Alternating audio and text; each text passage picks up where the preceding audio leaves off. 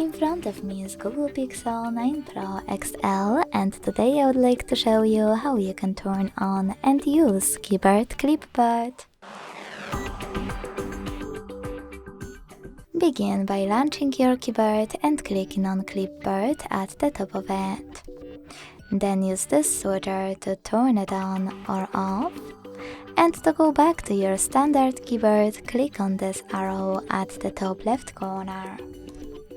Now to use Clipboard, you need to copy or cut any text.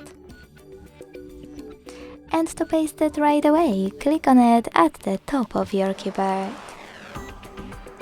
If you want to paste it later on, use this clipboard icon and tap on your text over here.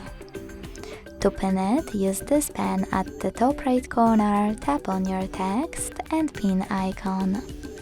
You can unpin it the same way. In order to get rid of it, tap on the pen, select your text and use pin icon right next to the pin one. If you want to disable Clipboard completely, use the same switcher as before.